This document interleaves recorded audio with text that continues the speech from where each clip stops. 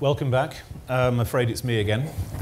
I'm very pleased to be able to introduce a wonderful panel for this session on the American fix, best dosage for optimal results. How much America do we want? The question really is, I suppose, how much of America can America offer and how much of America can the world accept? And you can play with all sorts of little negatives into that. How much can America afford not to offer? How much of American leadership can the world afford not to accept? I mean, coming from outside the United States, one of the things that is often said these days is that there's a kind of pendulum swim going on. You know, there was perhaps too much America under George W. Bush and perhaps too little under President Obama.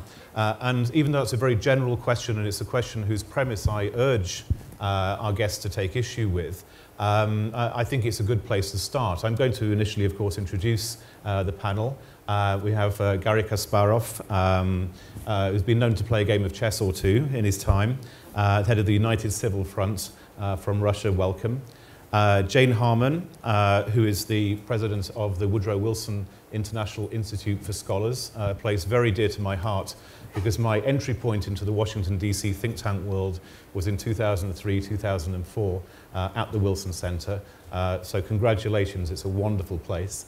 The United States Senate is also a wonderful place, and it's a pleasure to welcome Chris Murphy, who is the ranking member on the Mideast Subcommittee, Democrats from Connecticut.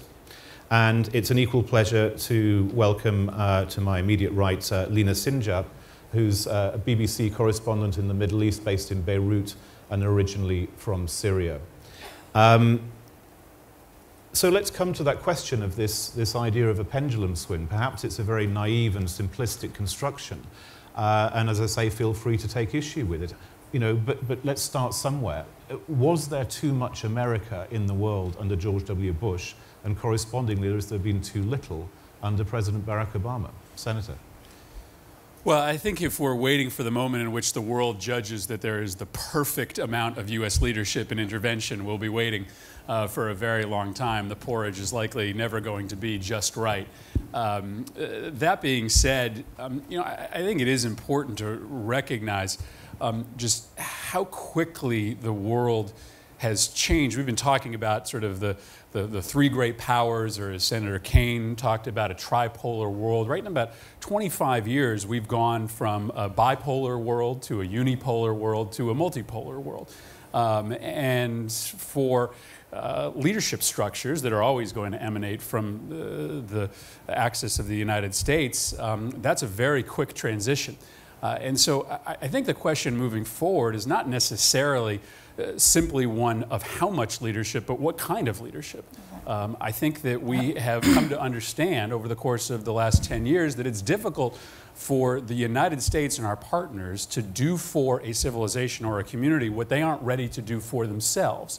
And so we've understood some limitations. But we've spent a lot of time over the course of the last 2 days talking about, you know, perhaps the overrepresentation of American influence in the world in a military sphere. And I think the conversation moving forward is not whether or not the United States can lead, but whether or not the United States can lead with the panoply of tools that we have today in our toolkit. When we're spending 20 times as much money on a defense budget as we are on a foreign aid budget, when we really have no way to resource ourselves against the asymmetrical type of warfare that's being exercised by Russia, for instance, because we really don't have a set of tools to counterbalance their work on information warfare and energy and outright bribery and intimidation. That's really the most important conversation to be having today. So I don't imagine a world in which we're going to ever have a conference in which people will be wholly satisfied, but I think part of the lack of satisfaction today is that we simply don't have the tools with which to try to influence the world in the ways that would learn from the lessons of that brief period of time in which the globe might have been unipolar. Do you, I mean, being putting your bipartisan hat on, which in my experience American senators and congresspeople are eminently capable of doing in contrast to MPs in my country, could you give a sense of your colleagues in your party, in the Republican Party, in both houses? Do you think it's still the case that there is a very firm sense amongst representatives and senators that America has a right and a duty to lead the free world? I do, and I think the proof is in the debate that frankly played out in the Republican Party over the course of the last 5 years. I think in the wake of the Iraq War, there was a movement within the Republican Party represented by a handful of our colleagues that looked very isolationist. That fight is essentially over at this point. The Republican Party, I think, has decided that it is going to continue to be internationalist. I think the Democratic Party has always been internationalist, but just with perhaps, again, a different set of influencers in the world other than military power.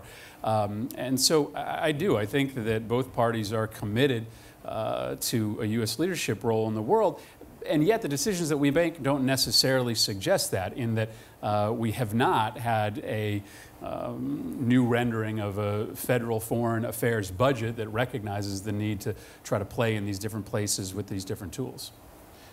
Staying in the United States, and we'll go out of the United States afterwards, Jane Harman, just sticking with that question, because outside the United States it has been fundamental importance to people, this question is whether the United States still believes that it has the right and the duty to lead the free world. And the criticism, as you well know, of President Obama, one of the criticisms has been that he's a post-American president, in the sense that the previous president, certainly since America became engaged in the world, did have this sense of destiny, that America must be the shining light and must really take a lead. But there's certainly a lot of cynicism out there that President Obama hasn't followed that. Is that criticism, A, fair?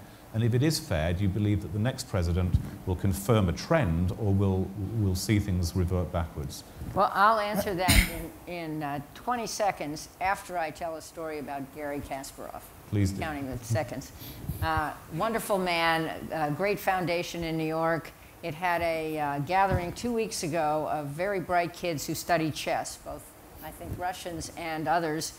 And he was going down the row, showing them on their chessboards where to move the pieces. And one diligent boy in this video is my grandson. So it doesn't get better than that. Did he win? And American leadership, I would argue, back to this, has been a bit confused. I think that President Obama came into office trying to offer a very different leadership with a very different vision. His Cairo speech, which pleased some people and scared others, was intended by him, I believe, to change the conversation. I don't think the Cairo speech succeeded, both because people didn't understand it and he didn't follow up correctly. And I think since then, some of his, I would say, incrementalism is because he is not certain how he wants America to lead. I don't think there's a question about whether America has to play a role. I think everyone agrees, and I agree with what Chris said. How we play that role could be different.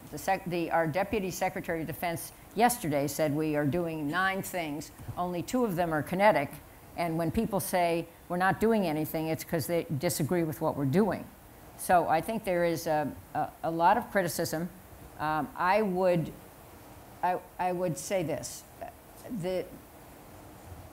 The demands of the world have forced President Obama to be active.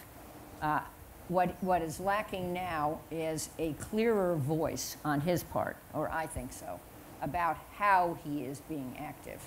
I think the world is ready for a clear narrative of what America wants to do, and I think that now, more than before, Congress will more closely unite behind that vision if it's clearly articulated. And just one more point, I think, and these were all brought up here. The part where we are weakest is in confronting the communication mechanism of ISIS. They're much better than we are. We have to get ahead of their recruiting. We have to leverage our private sector. It's not just a government responsibility to figure out the ways to deliver better counter messages. They have to be delivered by defectors, imams, responsible voices in the Muslim community, not by the State Department. And if we can get that done, I think we will be much farther ahead than we are. Right. Garry Kasparov, looking at American policy towards Russia, in 2001, as I recall, in Lake Bled, George W. Bush famously said that he had looked into Vladimir Putin's soul. And by implication, he'd understood that this was someone he could work with and so on and so forth. And then the current administration in its first, the first administration of President Obama's presidency, there was all talk of resets, pressing the reset button. It would suggest to me that it isn't a question of the right dosage, but the wrong medicine. That it's all very well talking about American leadership or the leadership from anybody, but if you've misunderstood or you've misanalyzed the nature of the problem you've got to solve, then however much leadership you have, it won't make any difference, you'll still get it wrong. And that brings me to the point about American leadership, is that to what extent do you believe that the American foreign policy establishment, from the presidency through the State Department, through the think tanks, is up to the task, in a sense, which sounds a very harsh way of putting it, but is providing the right intellectual climate to actually understand the problems in the world? You know, after Jane's introduction, I feel obliged to use just metaphors all the time. I would say that, you know, it's the difference between democracies and non-democratic countries is, you may call, from chess, strategy and tactics. Dictators, terrorists, they always play a very sharp game, you know, with one move that can decide the outcome. The strength of democracies, it's based on lasting institutions. And I think you made a very, it's a good comparison to the pendulum, but actually I would extend it to Bill Clinton. Because from Harry Truman to Bush 41, American foreign policy was, you know, there were differences, but within the range. Now, with the end of the Cold War, which was a big surprise for almost everybody, you know, American foreign policy worked like pendulum swinging from one side to another. So you may say that Bill Clinton did little, maybe a bit more than little. Bush 43 too much, Obama again doing very little, if anything. And I think it created a sort of a sense of confusion in the world, because everybody expected American foreign policy to be something stable. And waiting for new administration to change the course again definitely creates, you know, it's a lack of confidence. And I think that without this, you know, you cannot make sort of a credible threats. Because at the end of the day, the true statesman is not sending troops, but making credible threats first. And right now, again, whatever threat is made, you know, nobody probably will take it. And I will also say that, you know, one of the cornerstones of victory in the Cold War was the decisive policy of troop administration. If you remember that, you know, they had to build from the scratch institutions that guaranteed the victory in the Cold War. It's NATO, CIA, Marshall Plan, National Security Council, reforming Voice of America to make it sort of a powerful tool to fight Soviet propaganda. And in 1991, 1992, the moment was missed, where America could actually, you know, offer this new vision of the world. It's not too late, you know, but it's very important that America offers strategic vision. It's not about, you know, debate between Republicans and Democrats, you know, who wins, that changes it dramatically. Because unless it's done, I think there will be a lot of confusion in the rest of the world, especially among American allies. And as for Russia, again, it started before Putin. I think that since Bill Clinton, Russia has been treated as, you know, crazy uncle at the Thanksgiving dinner. Yeah. Oh, just don't mention democracy, don't mention human rights. If you remember that the first US president who raised the issue of Iranian nuclear program with Russia was Bill Clinton. In 1995, actually pointed these memoirs. And at that time, US Congress passed a resolution tying US financial aid, which was vital at that time, to the end of first actually transfer of Russian nuclear technology to Iran. And Clinton decided that maybe it was not that important for national security. So, and then we have this, you know, famous Bush discovery of Putin's soul. So I just wanted to shout that, you know, you don't play shrink. So just look at his record. It's a KGB all over the place. Yeah, and then the reset button, which was a huge mistake because it basically rewarded Putin for his aggression against the Republic of Georgia. So at one point, you know, it's time to recognize that Putin will play a bad guy because he's a bad guy, and it's probably, you know, he's doing that because that's the only survival game he has left. He needs crisis to justify him staying in power after 50 years when Russian economy is in terrible shape. So that's why Syria is not the end of the story. He will keep doing the same things, and sooner it's being recognized by America, because Europe will follow. So better for all of us, including Russians. We'll come back to Russia and to other issues, and especially this question which immediately jumps into my mind of, but what exactly are we supposed to do? But let's leave that hanging and move over to the Middle East and Lina Sinjab. Picking up where Gary left off there, it strikes me that one of the questions that must be going through the American public's mind and the American political establishment's mind, as well as the rest of the world's mind, is this question of lack of confidence. But not lack of confidence because of some sort of atrophy, but because of the wars in Iraq and Afghanistan were so draining and so lacking in a clear-cut outcome that America is reluctant and perhaps even for good reason not to simply jump in and sort of raise a big stick and say, well, this is the solution and this is American leadership. I mean, how do you and how do people you talk to in Lebanon, in Syria, view this question of what America could do? Because, everybody wants America to come in and solve a problem immediately. And then if America comes in when it's a problem they don't want solved, then it's bad old America, isn't it? Well, as you rightly said, I mean, this part of the world, they always look at America as has something to do with whatever is happening in the region, whether it's a source of a problem or a source of a solution, but it's always somewhere in America that they will find salvation.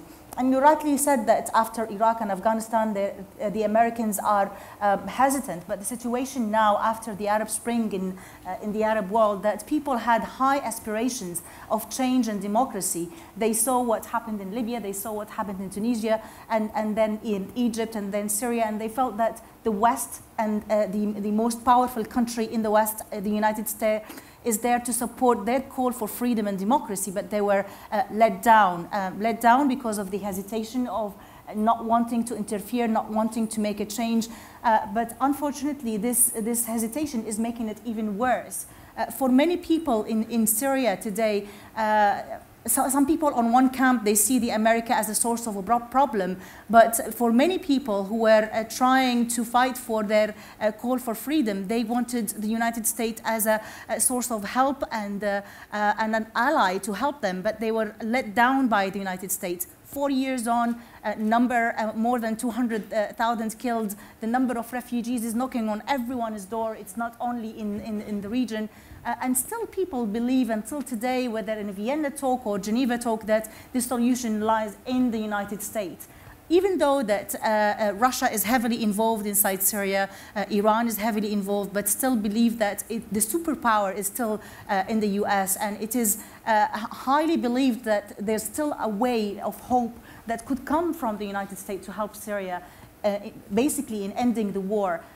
There is a great sense that all the powers in the world are reacting rather than being proactive with the issue of Islamic State or the so-called Islamic State. There is a sense of frustration that the focus of the whole world has shifted away from the problem, but rather to the symptom of the problem. People feel that the reason why extremism is there is because of what President Bashar al-Assad has been doing and continues to do inside Syria, while the world, France and the United States is only focusing on Islamic State, and attacking them from the air is not going to help. Empowering people on the ground, empowering civil society, empowering the peaceful powers on the ground is going to help, but not bombing from the air. Well, but particularly in your part of the world, in the part of the world that you're from, the part of the world that you work in, isn't it a case that America is damned if it does and damned if it doesn't? I mean, America goes into Iraq, and I believe that for the most noble aims, there really was a genuine belief that, the weapons of mass destruction fiasco is one side of it, but there was a genuine belief that America wanted to turn and use Iraq as a good example of how democracy can come to that part of the world, and it didn't work out. And then America gets blamed for it. But then America doesn't go into Syria and is blamed again because, where are you? But then if they had gone in, presumably they would have been blamed. I mean, is there a sense that, can you relate to us whether conversations like that happen in the cafes in Beirut and so on. You know, do people have a sense, look, come on, you know, we're asking the Americans to solve our problems when we want them to, and then if they come in and it makes things worse, then we blame them for it. This is absolutely valid conversation, and that's why I started by saying people in this part of the world believe the Americans are part of the problem and part of the solution, because there's always this sense that it's America to blame, whether for the good or for the bad. But also there is a sense among the civil society people, the peaceful people, is that this is a superpower that is enhancing the values of human rights, enhancing the values of democracy, of freedom of speech.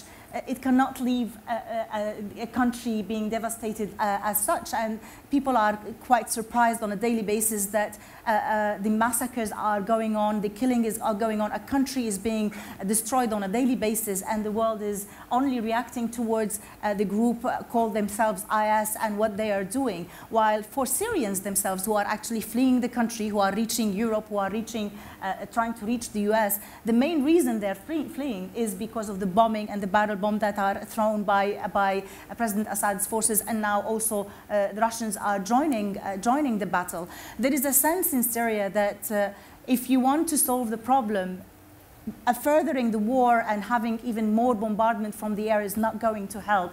This is only going to empower more groups like IS and more people going into extremism. I've been talking only the last 2 days with people in Raqqa after France escalated the attacks on Raqqa to target IS, and basically they said it's been a year and a half that the coalition targeting IS. What are we seeing? We see IS spreading. They are targeting in Paris, they're targeting in elsewhere, and we don't know where's the next target for them. This is not the way. Bombing from the air is not the way. It's empowering people on the ground and changing the balance on the ground and helping people is the way out. Jane Hummer, you want to say? Well, I certainly see the downsides of any bombing campaign, especially civilian casualties, and you've heard repeatedly from at least people representing the United States government, which I don't, about the enormous effort made to avoid civilian casualties. But I disagree in this case. I think defeating IS, and we also need to pay attention to other terror groups, certainly the Al-Qaeda family, requires kinetic action to reduce the territory they hold. And that is what the campaign against Raqqa and Ramadi is. Their claim is that their caliphate is based in Raqqa. If you destroy their beating heart, as Ash Carter calls it, you have a very good argument that you are defeating them. But that's only part of it. The other part is to defeat the idea, and that's what I was trying to talk about, and I think a lot of US policy speaks to that. We have to do both things, or there never will be an end to this era of terror. I think at the heart of the beginning of your comment was this belief that the solution lies in Washington, right? And I think at the essence of President Obama's policy is a disagreement with that idea, the idea that Iraq is a bright, shining example of the limitations of solutions coming from Washington, absent the impetus to do it on the ground. And I think right now, this administration does not see the impetus for change on the ground that would make our military activity at a greater level the kind of shaping mechanism that it needs to be for political reform. But I think the other worry about greater American involvement on the ground is that, ISIS grows by the perpetuation of two narratives.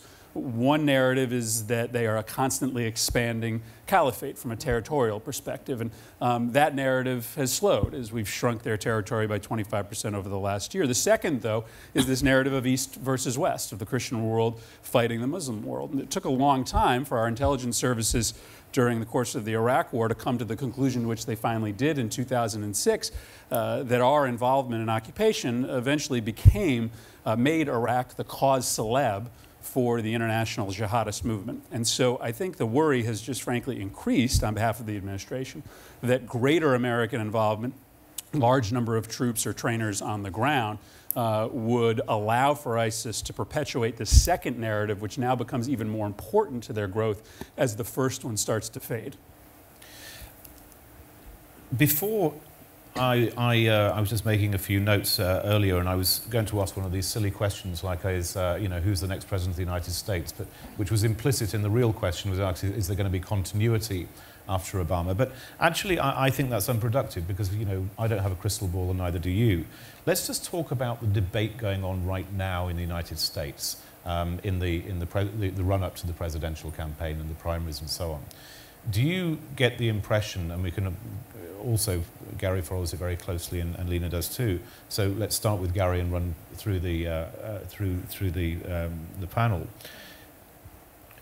Does the debate, if you are looking for stronger, which doesn't have to mean more military, but stronger in the sense of just more assertive and a greater sense of America is actually more present in the world, do you get a sense from the discussions going on in American politics right now, Gary, that things may be about to turn a little bit in a direction more to your liking? Or are you full of pessimism and think that it's all going to fall to pieces? I'm cured optimist by nature. I think it's just we have to recognize that the American public was weary of these wars, and it's not accidental that Obama won elections in 2008 and was re-elected, very much, you know, projecting this message, you know, bring the boys back home. So 70 million Americans voted, you know, and both times. So a bit less next time, the second time, but still, you know, it's clear majority and it was a clear message. I guess things changing now, but we also can see that the isolationism, you know, has strong roots, both on the left and on the right. It's a bipartisan concept now, but if on GOP side we could see that it has been losing ground, so I don't see it's on the Democratic side yet, because I was not very comfortable at the last debates, just the next day after this tragedy in Paris and hearing from Hillary Clinton, it cannot be an American fight, quote unquote. I think maybe it was, she didn't mean it, but it was said. And so far, because of the debate, internal debate in the Democratic Party, I'm afraid that we will not hear, you know, stronger statements or much stronger statements from the front runner. Though I think that at the debates, general elections, you know, the both sides will be sort of more competitive. But now I think it's time to reconsider Obama's policies from leading from behind.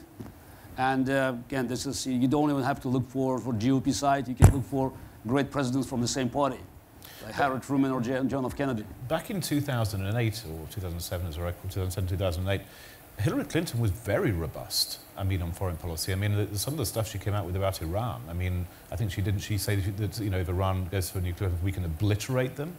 I don't think I've just. Do you remember that? I mean, she was very tough. I mean, I'm again not asking you to guess whether she's going to be the next president of the United States, but obviously she's the leading Democrat candidate. I mean, again, the same question: how do you see the debate, and what does that say about what Americans want to hear about American leaders? Well, I served in our Congress for 9 terms, which you probably know, and on all of the security committees. And I overlapped her service in the Senate, and I spent a lot of time with her at security conferences, not this one, but others, Munich. And I saw her as Secretary of State and served on an advisory board there. And her views on foreign policy and security policy are robust. I don't know, both of us were labeled hawks from time to time. I don't think that's a fair label, but strong on defense. And she was certainly, as reported, in the minority in some of the security conversations with President Obama about what we should do. Certainly on the limited bombing of Syria, which I strongly supported too, and I think history will judge harshly the fact that Obama did not do that when he had drawn a red line. But at any rate, she corrected her. I thought her debate performance a week ago was not her strongest, and she made a foreign policy speech this week that was much stronger, and I thought, at least in terms of what I believe, talked about establishing safe zones, being more aggressive on the military side, but it has to be accompanied by the other side, which is defeating the idea. We can't win this kinetically. I just want to say something about the parties, though. Our debates are a fairly unenlightening exercise in our country. No. I know my colleagues over here are laughing. They're dismal. I mean, I personally was called an agent of communist China by a primary opponent several times. What can I say? And there's no truth in advertising in political campaigns in the United States. Plus, they go on forever, and enormous amounts of money are spent on them. And one candidate with enough money can distort the views of any other candidate and also can buy a big microphone. So I don't think that's the way to think about this. I think America has faced some tough tests. 9/11 was obviously one. But there were additional tough tests. There was an enormous blowback to the fact that the Bush 43 administration, in its first term, used executive authority rather than Congress to enact a lot of policies. There have been course corrections there. I think there was blowback, as I said, to President Obama's Cairo speech. There has been a lot of success blocking terror actions, but some notable failures, mostly outside of the U.S., obviously. But Paris has, and the threats to attack the U.S. is penetrating. People are talking about this. So I would predict that the next president, whoever she may be, will be a more, well, there's a woman running in the Republican Party too, and I'm nonpartisan. Whoever she will be a different kind of foreign policy president from President Obama. Let me say something slightly contrarian to the flow of conversation, which is that you can read the pendulum shift that we're talking about as being extraordinary from a rhetorical standpoint, but not as big as you may actually think from a policy standpoint, right? It's not radical to think that a Republican president would have learned the same lessons from Iraq as a Democratic president did. If you compare the response to the invasion of Georgia to the invasion of Ukraine, there's not a marked difference between the two. And if you look at the debate that's playing out in the presidential campaign, what really is extraordinary is that on the seminal question of foreign policy today, the response against ISIS, there is really very little policy differential between what Republican presidential candidates are talking about and what the president is doing today. And in fact, to the extent that there are differences, they're on issues like what we call the movement, created in part to disguise the fact that Lindsey Graham is probably the only one who's proposed something that is in substance different in real ways than what President Obama has done. And so President Obama talks about the world in a fundamentally different way than President Bush talked about the world. But it's, I don't think, a foregone conclusion that the next Republican president is going to execute in a way that is radically different than what we're seeing today. Gary, did you want to jump in? I hope you're wrong. Yeah, and President Obama has 7 years in the office. It's not as he's running for an office. He's not, thanks God. And he still, he acts as if he's running. So it's all about campaigns. But you know, we saw that ISIS was defeated. At that time, it was called Islamic State. According to the New York Times, you know, the number of ISIS fighters on the ground was ranging from 500 to 700 in year 2000 when Bush left the office. Now it's 50 to 80,000. So that happened under Obama watch.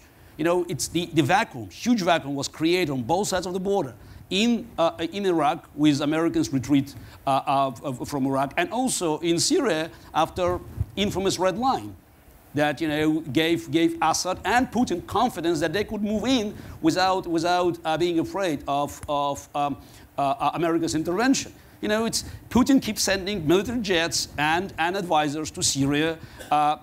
Iran has been sending troops and ammunition, and Obama keeps sending John Kerry, who is calling the shots.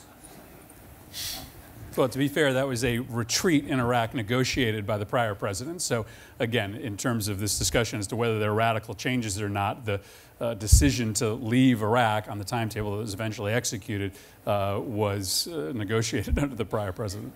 Lena Sinjab, obviously take issue with anything you like from what you just heard, but one of the questions that also interests me is we're talking about the American fix, but bouncing off what Senator Murphy said about lines of continuity, is it your perception, and is it the perception of the people that you report upon, that it makes a difference whether it's a Republican or a Democratic presidency? I was actually about just to say that the people in the Middle East, there, especially now in conflict areas in Syria, they're fixing their eyes on American policy, even about who's going to be the next president, because then they would be able to see if there will be a shift in the policy, having experienced the Obama administration's policy towards Syria or non-policy towards Syria with the several red lines that didn't help the people. Now you hear a lot, whether among the coalition or even among the ordinary people in the streets. You can find kids in the street. They'll tell you, you know, it depends on America what they will do. Then we will know if the war will end. And now they're just waiting to see who's the next president of the United States, to see what kind of change to the war in Syria. But I must say, as well, as a country, as a leading country in human values and international human rights, there should be a consideration of civilians first. We can't wait for 2017 when the elections are changed and when there is a new president to solve the problems in Syria. At least set a precedent in protecting civilians.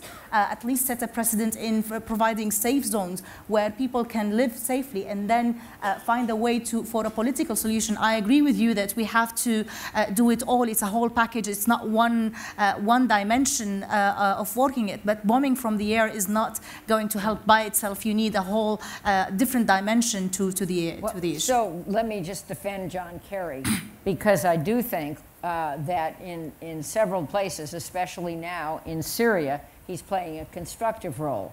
I think it was the force of his will that got all the parties to come together in Vienna. It may not work, Gary, it may not work, and it's only a part of the solution. But to have Saudi Arabia, Egypt, I know all your favorite countries, some of the Gulf states, Turkey, Iran, and Russia, and the United States sitting around a table in this case is not a permission slip to Russia to do bad things. I agree with you totally that Russia has been a bad actor, and I don't think we should back off at all. But in this case, around this table, given the fact that they're militarily engaged in Syria, which wasn't something the U.S. advocated that they do, having them all sit around a table to see if there is a path to a political solution, which is the only solution that will really work, is a good thing. And John Kerry is making that happen. Well, you mean solution that will leave Assad in the office for the transition period? Well, my view is that Assad... No, it's not your view, it's what Kerry is doing. Well, I think you're defending him the President Obama's view was that Assad should go. That hit a wall. Now the view is that as part of a political process, Assad should go. Yeah, but we have been seeing Kerry negotiating, I think it's the wrong word because it's about giving and taking, with a lot of Russians for many years. And it's always ends up with Russian agenda. I even suggested that you can appoint Lavrov, Secretary of State, to cut the middleman. Lena.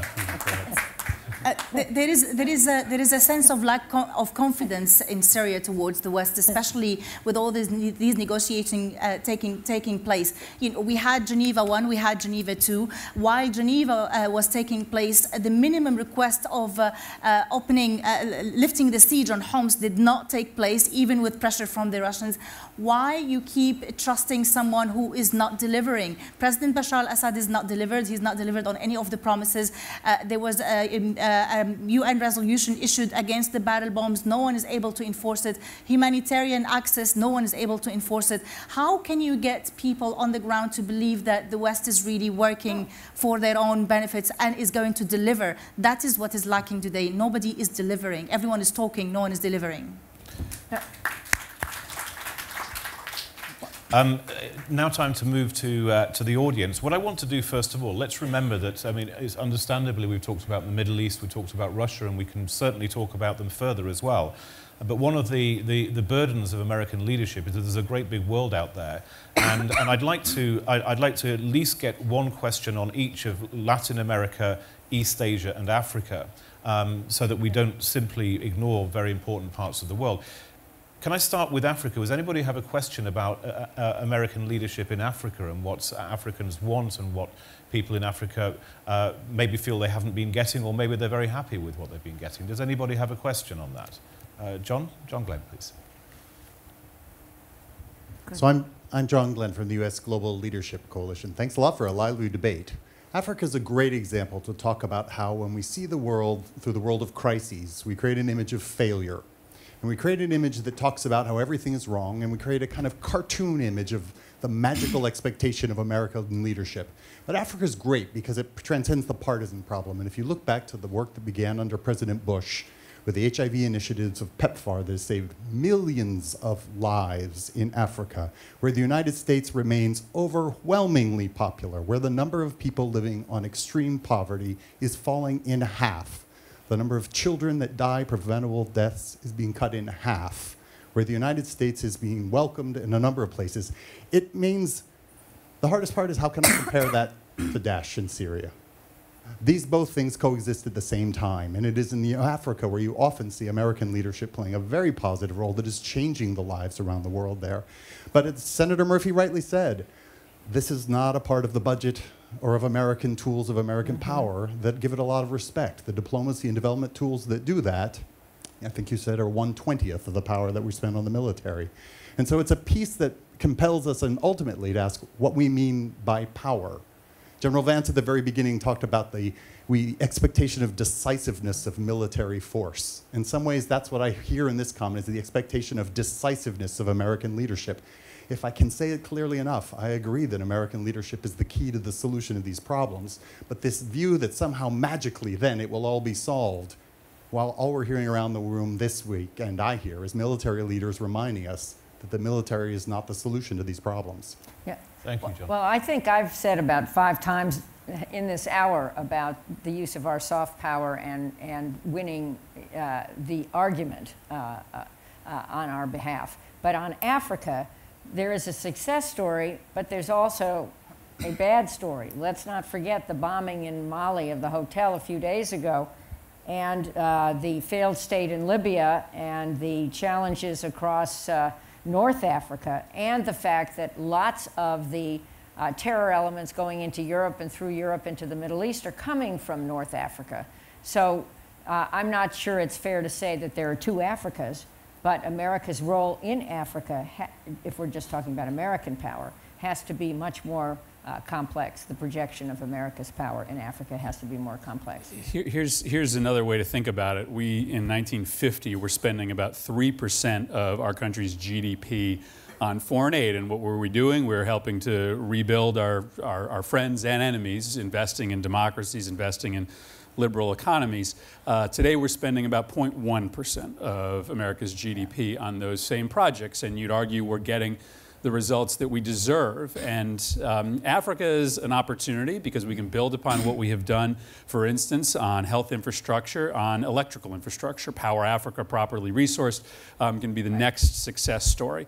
But it also is a matter of counteracting the growth of extremism. Kenya is a place in which al-Shabaab moved into quickly, but with notice. Had we had not only the resources, but the flexibility and fungibility of resources to put some money into helping to build up a little resiliency in North Kenya, you could have made some real progress and provided a buttress to the movement of extremist organizations into broader parts of the continent. But we don't have that money. We don't have the flexible structure in order to move it to places in which we need it in Africa today.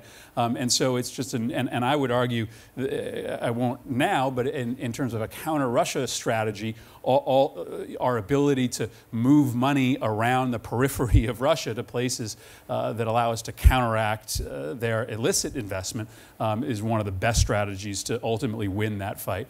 But in Africa, we are hamstrung by the amount of money and the way in which we spend it. I have also something to say. As wearing my chess hat promoting chess for education through Kasparov Chess Foundation African branch, I visited 22 African countries. So I have some experience, talking to people on the ground. And I can tell you that there's one problem, because most of the funds that are being generously spent by the government and by private individuals spent on saving lives. So it's vaccination and food, shelter. And what happens is that now you have many kids who can survive, who otherwise, without this help, wouldn't have survived. But then they left on their own. So there's such a small amount of money, tiny amount spent on education. And eventually we have millions and millions of kids that are left, you know, with nothing to do. And unfortunately, they're clear targets for all these terrorists, you know, and the thugs that are recruiting them, because we created these millions of kids with nothing to do, and unless we change the priorities and concentrate on education, making sure they will have, you know, an opportunity. So Africa will keep providing more and more sad stories as Mali or Somalia. Since, I mean, anybody who wants to come back on Africa can do so later, but as I said, I just want to try and just cover the bases to, at least to the minimum degree. Latin America, traditionally a part of the world where America has been dominant, the Monroe Doctrine. Because anybody either from Latin America or who has a very intimate connection, the gentleman there. Wow. Please, what's your view on American leadership from the Latin American perspective? And please state your name and yes, Antonio Rodiles. I am a political dissident from Cuba. And I want to retake again what we were talking in the previous debate. I am really worried about what is happening in Latin America, because now we see that there are a lot of authoritarian regimes that appear like legitimate regimes. And in relation with Cuba, I am really concerned that the signal that United States is sending to the rest of Latin America is that could be a dictator transforming to a kind of authoritarian regime and could be accepted by United States for the rest of the world, like a normal country. And this is, I think, this is a really bad signal, because now you see what is happening in Venezuela, what is happening in many other countries in Latin America, and how to say to that countries that they are doing wrong if you are accepting Cuba after almost 60 years in a totalitarian regime. This is an interesting question, because what's also, when the sort of the thaw, as it were, happened with Cuba, one argument was this is a terrible example to be setting, pretty much what the gentleman is intimating. Another argument was, and this comes back against the question of American leadership, well, look, Cuba's not great, but we got great relations with Saudi Arabia, who are a whole lot worse when it comes to human rights. What, perhaps sort of using the Latin American example specifically, but also widening it to this question of almost, again, damned if you do, damned if you don't. I mean, America has to have relationships with countries around the world, and it's only in very rare circumstances that there's a total blanking of that relationship and embargo and so on. I mean, with respect, perhaps Jane, if you wanted to come in first, to the question about Cuba, but also that issue about, well, how do you find that point of balance? What is the right mix of American leadership when it comes to human rights? Well, I'm a Democrat, but you've heard me critical of President Obama today. I want to praise him on the initial steps that he has taken on Cuba. Very politically difficult to do. There are some in our Congress dug in, strongly opposed, and he had to fight them to change as much as he has. I do agree with you that the human rights agenda cannot be ignored. And I think the calculation the White House is making, although I'm not sure, is that the weight, the change, the presence of the exchanges with America and the visibility on Cuba will force this government, how long it lasts, and may not be very long, to open up and to correct some of the injustices. Would I push harder? I would push harder. I don't think you can ignore human rights abuses anywhere. It's a problem we're facing a lot of places. Egypt is another place where we're facing it. And should we be doing more? I would argue we should be doing more, because we have to lead. If we're going to win the idea, which is what I keep talking about, we have to win with our values. And the rule of law, anti-corruption, and fighting for international human rights are key values. And I worked in the Carter White House, Jimmy Carter's White House, and he was the first president we had who put human rights on the foreign policy agenda. I would not argue that he was our most successful president, but I think that contribution by him was an enormously valuable one. Senator Murphy, where do you stand? I mean, if Latin America is an area which you want to comment on, please do. But even in also the broader sense of American leadership on human rights, bouncing off the question about Cuba.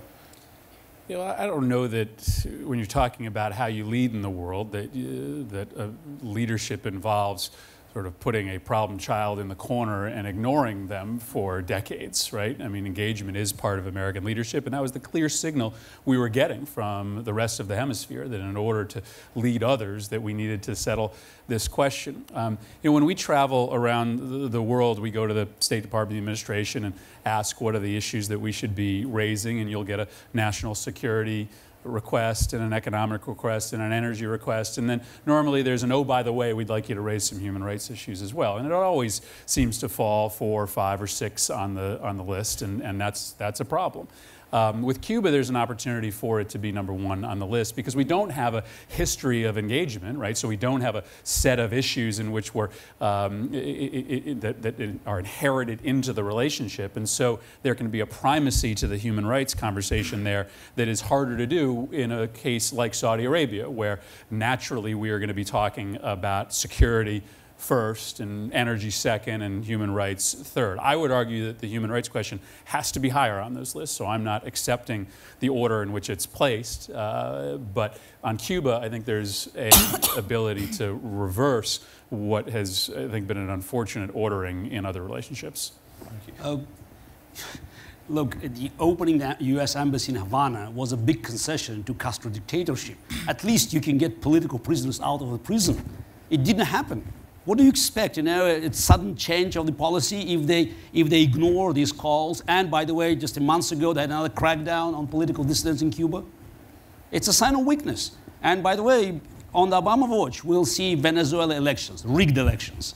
And nobody expects that next December, America will raise a voice, you know, condemning another violation of human rights and sort of cracking political opposition that is clearly winning the tide in Venezuela.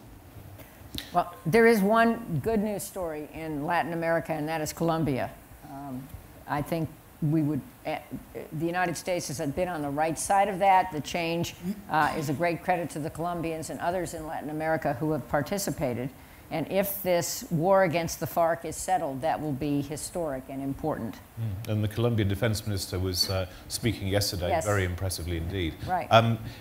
As a sign of how, again, this point about how much America has to deal with, to go through all of these questions, each one of these issues and each one of these parts of the world could be the subject of an hour and a quarter. Let's get something from East Asia and then, with the remaining minutes, something more general. Would somebody who's from, the gentleman there, please? And the issue is, what is it that you want from the United States? And how do your country people... Matate Kamiya, Japan's National Defense Academy. My question is very simple. I mean, in the face of increasingly excessively assertive China, I think Japan and many other countries in East Asia appreciate President Obama's policy of rebalance toward Asia. And in case of Japan, Prime Minister Shinzo Abe has showed his determination to support the US policy of rebalance to Asia by Japan's taking a proactive security policy than previously. But the question is, will the US policy of rebalance to Asia sustain?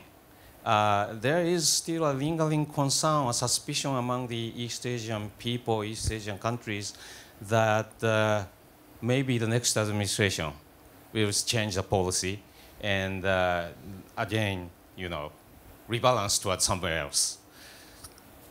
Will it happen, or is it unlikely? That's an interesting reversal of the previous criticism. Again, that damned if you do, damned if you don't, that now Obama's being praised, and the worry is maybe somebody else comes in and they're going to mess it all up. So, yeah, I mean, I think there's a short answer to that, which is that it's very unlikely that trend line changes. I think both parties understand the global storyline. The development of the Asian theater is increasingly important, both from a security and economic perspective, to the United States. And so I would expect that of all of the changes you may see coming from a new administration, this certainly wouldn't be one of them.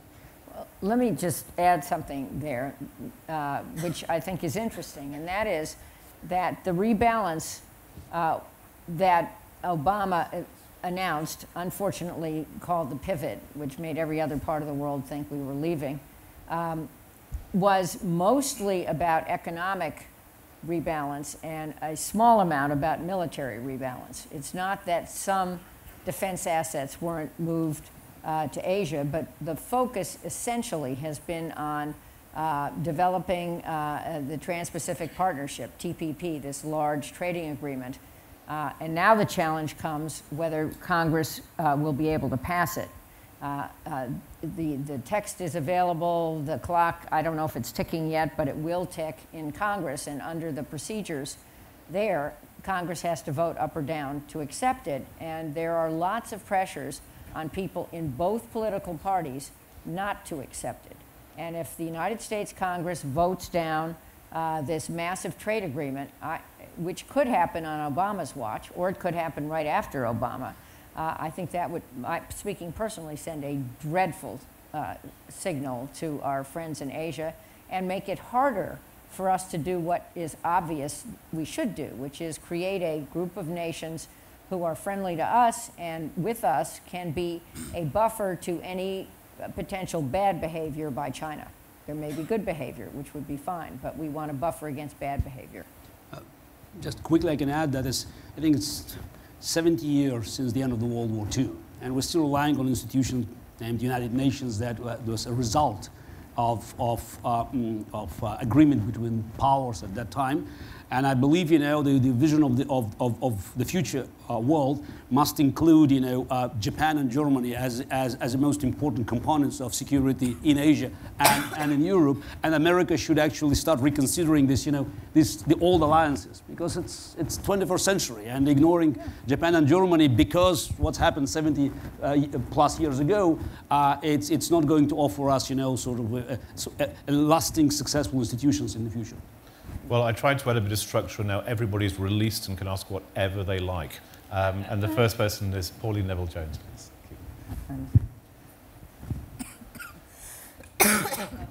Thank you very much. Pauline Neville-Jones from UK. I hope I'll be forgiven for reverting to the Middle East, but perhaps briefly.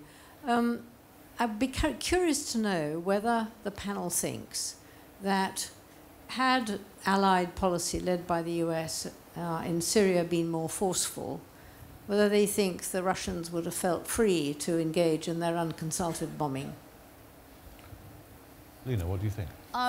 I think that's that was a wishful thinking for many in Syria. And if you look at the policies of the government since the start of the conflict, they were very careful before the first veto by the Russian, and then they were less careful after the second veto, and then after the last red line by Obama with the chemical weapons. Chemical weapons are out. You can use whatever other weapons. It's a green light for both the government and the Russians. Had the Americans been more assertive in their no to Assad and to his atrocities, the situation would have been completely different, and that's the belief amongst many people inside Syria. I'll respectfully disagree in the sense that Syria is a place in which Russia has had strategic equities for a long time, and you think about why they're there now. They're there in order to protect those equities and to protect the Assad government. And so if you presuppose a scenario in which the pressure on Assad had happened earlier rather than later, that doesn't necessarily mean that Russia's calculus would have been any different. And so I think you're right that they saw a vacuum here to step into, but their interest has always been to make sure that their interests are protected there. And so had we moved earlier, perhaps with greater earlier support for some of the Syrian Free Army forces, I'm not necessarily sure that that would have changed the equation. It might have. I don't think you can predict that with any certainty. Absolutely, it would not. It would change the balance because it's vacuum. So Putin has been hesitant, but after the red line dismissal, he recognized that military option was not on the table anymore. It's not that, you know, that you have to start sending troops all over the place, but, you know, taking the options from the table. I mean, that's the wrong way to negotiate. And I think that after 2013, Putin kept his eye on Syria, recognizing that he could move in without any serious consequences. But let's be honest about what we're talking about the United States could have done, right? We're not really talking about a scenario in which the United States would have 2 years ago marched in 50,000 troops. We're talking about a scenario in which the United States would have provided more robust, earlier support to independent military actors on the ground. And so we're talking about a scenario in which Assad would have been under greater pressure earlier from local forces.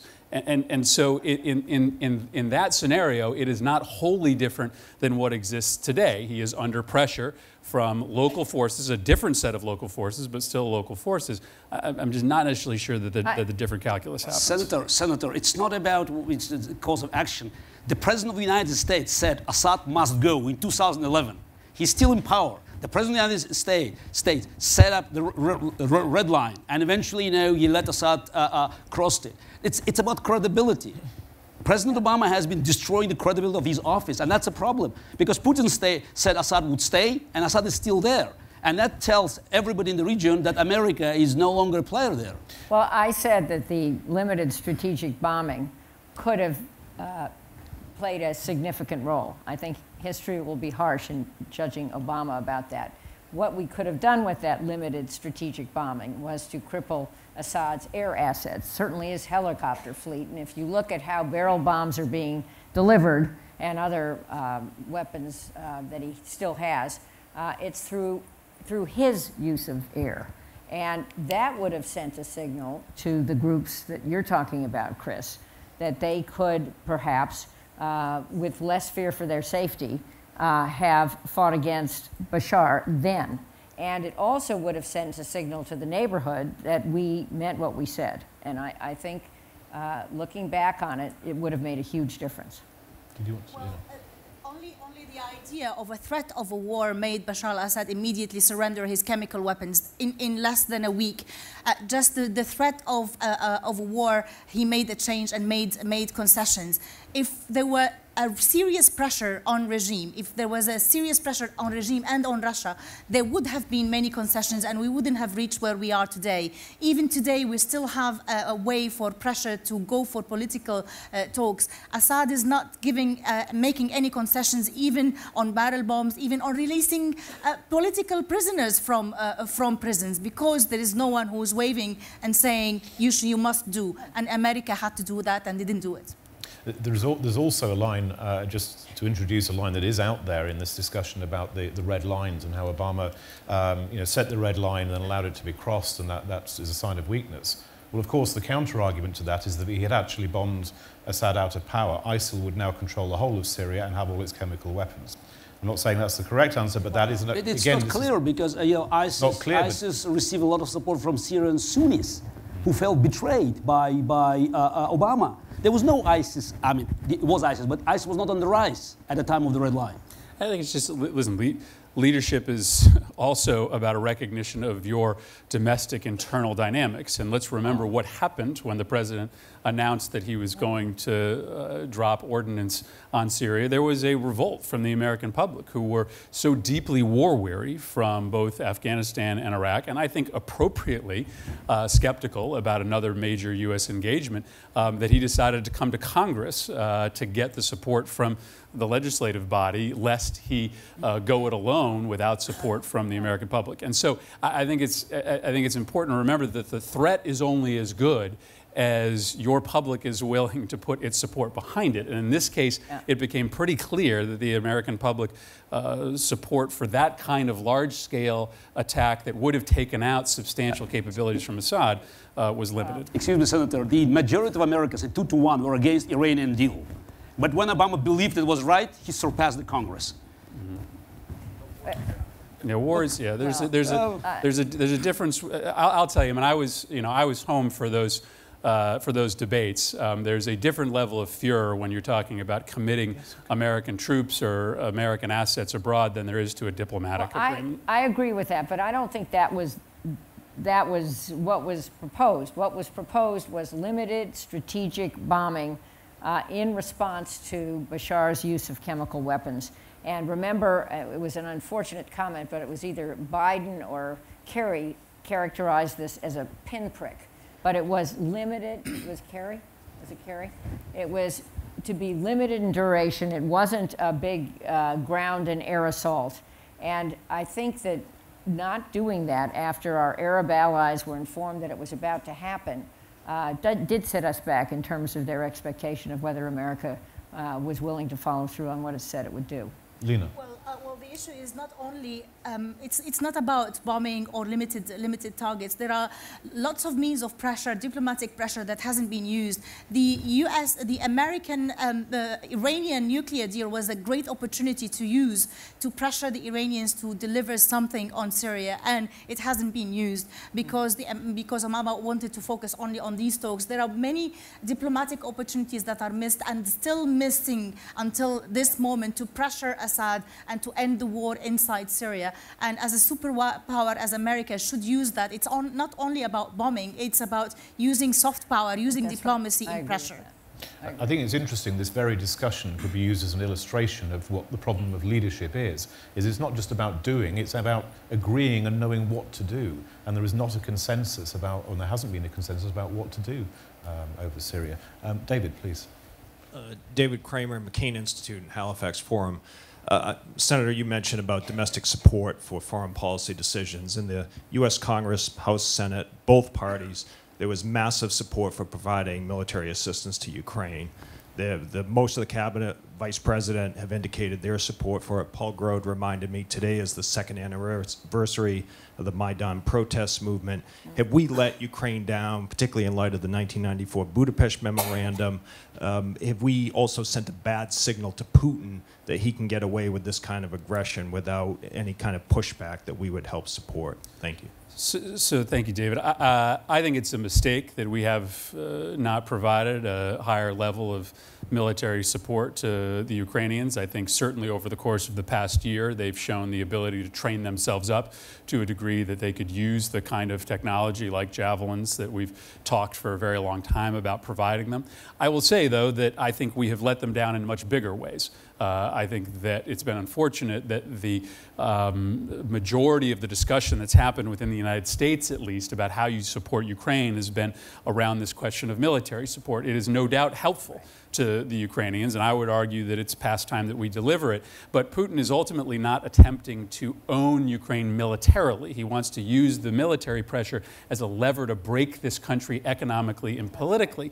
And so to me, what we should be talking about in terms of defensive aid and national security aid is on the economic side. We are frankly delivering the equivalent of well, put it this way, it's as if your neighbor's house is on fire, and before delivering the bucket of water, we negotiate over the terms of when that water is going to be returned to us, right?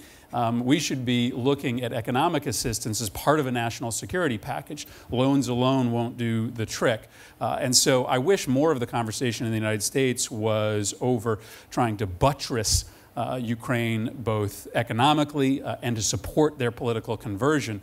I agree with you that the military support would have been helpful, but it's ultimately not the difference maker there. The difference maker is an autonomous, stable domestic political and economic environment, and the United States could be doing much more to try to guarantee that future. I was in Ukraine for the election of Poroshenko, on one of the delegations supported by the National Endowment for Democracy, and IRI, headed by John McCain, is a part of that. And it was a very important effort.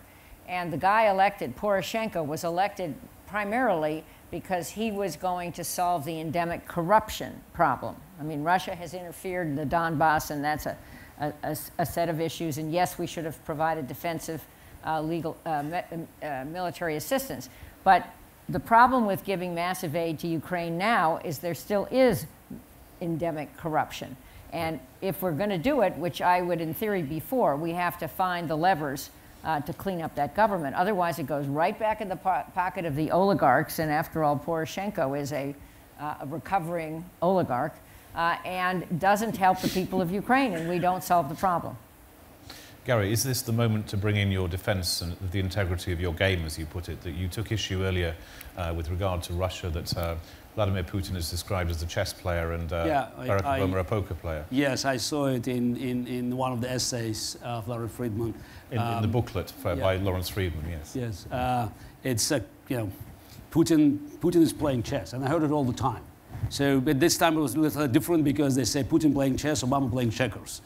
And I set aside Obama's game because this time it was, I think, wrong mentioning Obama has been playing poker. Actually, I think this is the game Putin has been playing. Chess is the 100% transparent game. You can see everything in front of you, all the resources of your opponent. Now, Putin, as every dictator, he doesn't play transparent games. And he's very good in bluff and blackmail. It's a KGB school, and we have to give him credit. He is a good KGB agent. I mean, let's not forget, it was not accidental that George W. actually looked in his eyes and saw his soul, because Putin sold him story about his secret baptizing and hidden cross, KGB, So, but he knew what to sell. So he knows how to deal with people, and he plays poker because all he could see that even having a very weak hand, and I believe he today or yesterday he always have a weak hand. He knows that he can bluff, and the opposition they fold cards. That's why we just recognize that his game is a game of creating crisis, and that's the only game dictator can play. Because he must look strong. The moment he looks weak, he'll be stabbed from the back. He knows that. Assuming that dictator can play a long strategic game is wrong, because after so many years in power, he thinks only about tomorrow. Surviving tonight, starting tomorrow, and then it will be another game. In my view, Putin will be looking for every opportunity to disrupt world order. He had Crimea, Eastern Ukraine, now Syria, and who knows what will be next, but I would not exclude the most sort of sensational scenarios, because he doesn't care. Muddy waters is the best area for his survival. Thank you. There's one question here and then a question there. This gentleman's been waiting. Thank you. I'm Paula Dobriansky, Harvard University and former Undersecretary of State for Global Affairs. I wanted to pick up on the point that Gary raised about a strategy, and the United States having a strategy in whatever area we speak of. But I'm going to focus particularly on following on the question about Russia and looking at Russia's aggression in Ukraine and what we're doing about it. I would characterize our policies in this case as being rather one of ad hocism, that there hasn't really been a strategy. Senator, I think you're right that it's important, as you responded, there's a military component, there's an economic component, but there's also another important component which has ramifications not only for the region, but I think globally.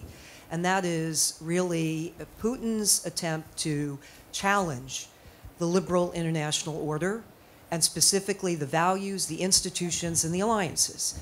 It was interesting to me when Russia invaded eastern Ukraine. There were articles in Asia that were focusing on a lack of extended deterrence to Asia. So my question is, as part of an American fix, shouldn't we have a strategy, an approach that ties our pieces together? I think really one of the great weaknesses and why we're called into question and why there's even a debate over leadership is because we've really had more of a pursuit of ad hocism, which has also confounded people in different parts of the globe. Thank you. And the gentleman there. Luis Rubio from Mexico. Trade being such a prime element of soft power, why, with TPP on the doorstep, why frame it as in opposition and containment of China rather than an instrument of reducing tensions with China? Let me just try to briefly take the first. I think some of the lack of strategy has been because there is not a belief that there will be the resources there to fund that strategy, right? Because that strategy we're talking about is about a massive infusion of anti-corruption activity in the region, about real energy projects that the United States can lead, about efforts to try to counter the massive discounting that's done on military hardware being sold into the region. These are all projects that require us to spend money in a way that we simply don't have. And I was just struck by a trip I took to the Balkans last fall. I was in Belgrade on the day that Putin was marching a military parade down the middle of the street trying to negotiate a new way into the Serbian government of Prime Minister Vučić. And our ambassador there, his primary message to me was begging for $10,000 additional to continue an exchange program that was being shuttered as USAID was essentially moving wholesale out of Serbia. And so the mismatch of resources in the periphery of Russia is just stunning today. And there is absolutely a strategy that you can come up with that doesn't play the same game as he does, but recognizes the ways in which legitimate aid, whether it be energy, anti-corruption, defensive aid for friends that want to buy our equipment rather than theirs, can counter what they're doing. We simply don't resource it today.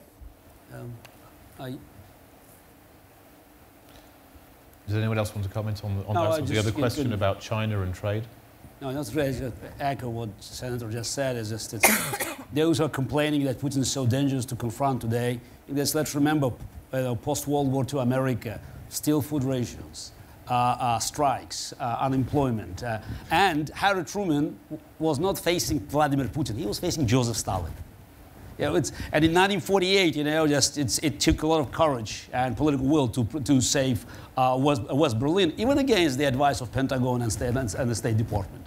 So I think it's about strategy, it's about conviction, and it's paraphrasing Ronald Reagan. The solutions are not easy but simple. But you raise an interesting point here, because I mean, 1948, or the post-Second World War settlement with the Soviet Union, there were of course moments like Berlin which were very symbolic of American leadership, and yet there wasn't recklessness.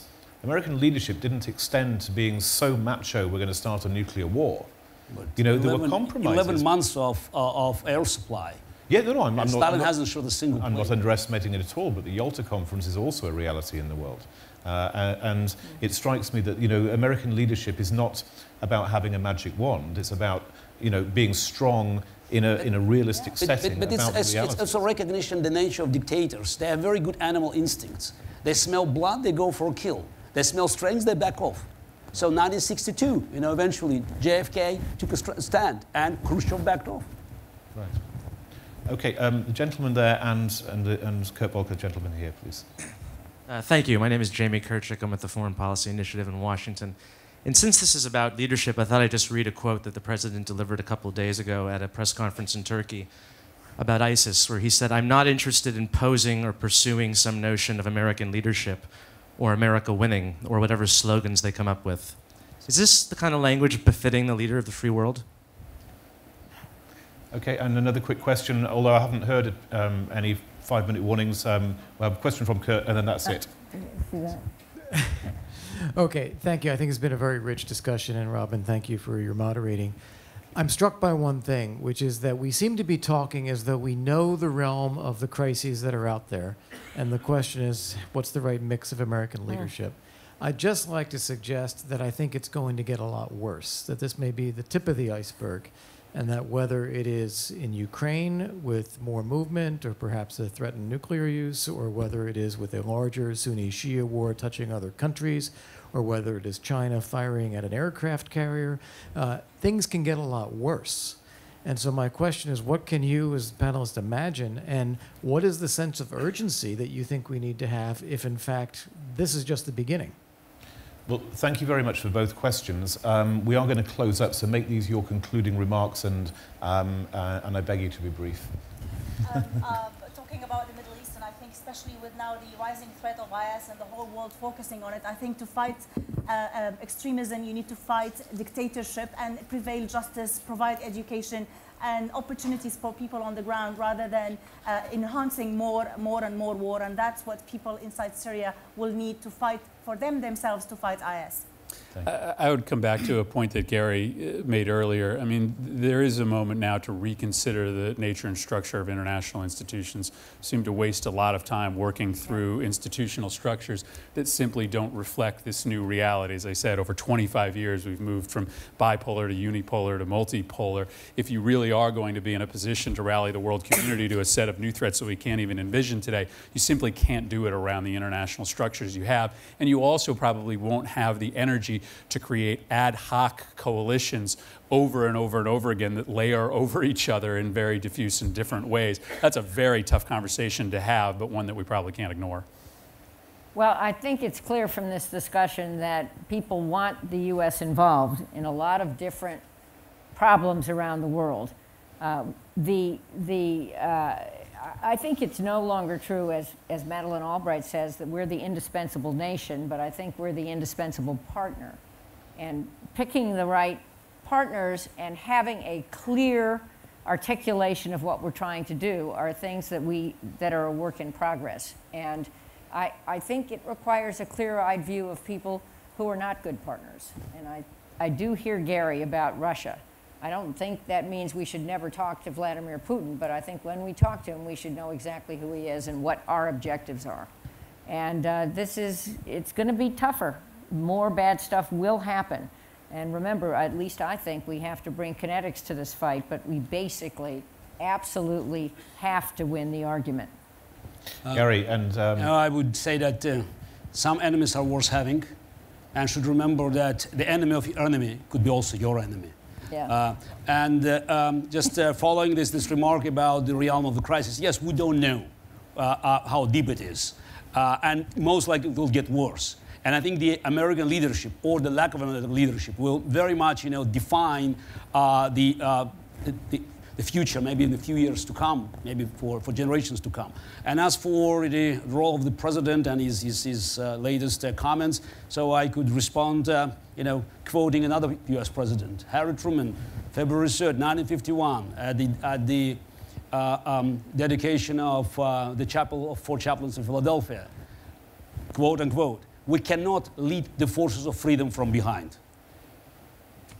Thank you. And Gary, I just wanted to ask if later I could have a game of chess with you, and I'll pretend to be Vladimir Putin, so that I can say when I lose, that's the only reason Look, you won. No, that's poker, it's not chess. In Putin's Russia, my chess experience doesn't help, because in chess we have fixed rules and unpredictable results. In Putin's Russia, it's exactly the opposite. That's good. Okay. Well, thank you very much, and it's time to also thank this fantastic panel for a great discussion. Thank you very much.